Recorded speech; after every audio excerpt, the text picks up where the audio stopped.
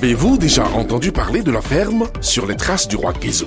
Votre ferme, située dans le village Fonkoumen, arrondissement de Gatbé, commune de Ouida, vous livre ses trésors. Tomates fraîches, œufs, poulet bicyclette, huile de palme, tout ce qu'il vous faut en volaille, fruits, légumes et agroalimentaire. Top, c'est parti, faites vite vos commandes et vous serez livrés comme des rois et selon vos exigences. Sur les traces du roi Guézo, nous sommes joignables au 229 41 49 99 99.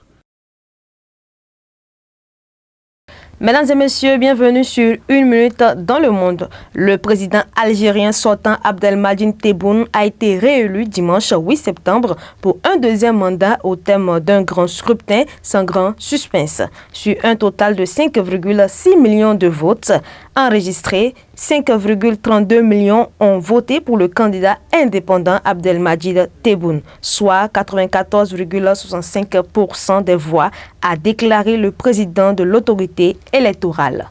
Le président français Emmanuel Macron a adressé ses plus vives félicitations au président algérien sortant en soulignant la relation exceptionnelle qui unit les deux pays malgré des crises récurrentes. Sur la scène régionale et internationale, le dialogue entre nos deux pays est primordial, notamment dans le contexte de la présence de l'Algérie au Conseil de sécurité des Nations Unies, a ajouté l'Élysée dans un communiqué.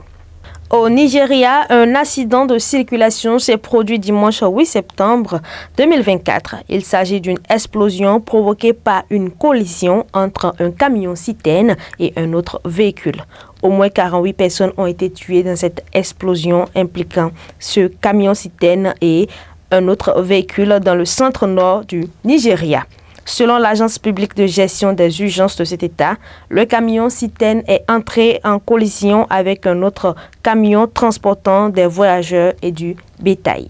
Plusieurs autres véhicules ont été également impliqués dans l'accident. 21 personnes ont été tuées également dimanche 8 septembre dans des tirs imputés aux paramilitaires dans un marché de Sennar, dans le sud-est du Soudan. Le réseau des médecins soudanais a en outre fait état de plus de 70 personnes blessées dans cette attaque qu'il a attribuée aux forces de soutien rapide, les paramilitaires aux ordres du général Mohamed Daglo, qui combattent contre l'armée du général Abdel Fattah.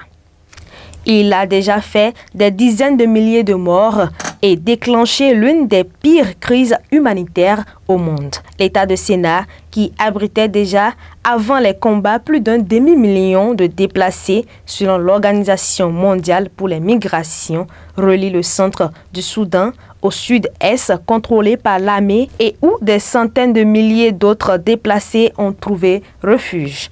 En outre, une attaque des paramilitaires avait fait au moins 80 morts dans une localité de cet État, avait rapporté une source médicale et des témoins. Pour finir cette session d'information, au Maroc, de violentes averses orageuses et des crues ont fait 7 morts dans la province de Tata, à 740 km au sud-est de Rabat, dont un de nationalité étrangère non précisée, a indiqué le porte-parole du ministère de l'Intérieur. Selon un bilan provisoire, il a aussi annoncé l'effondrement de 40 maisons à l'échelle nationale et des dommages sur 93 routes ainsi que sur les réseaux d'alimentation en eau, électricité et télécommunications. Depuis vendredi, le sud et le sud-est du Maroc ainsi que certaines zones sont touchées par une masse d'air tropicale extrêmement instable, en raison de la position exceptionnelle du front intertropical sur le sud du pays, a expliqué à l'AFP le porte-parole de la Direction générale de la météorologie au Maroc. Le Maroc connaît un grave stress hydrique après 6 années consécutives de sécheresse, qui avait réduit le niveau des barrages à moins de 28% fin août. C'est tout pour aujourd'hui. Merci de nous avoir suivis.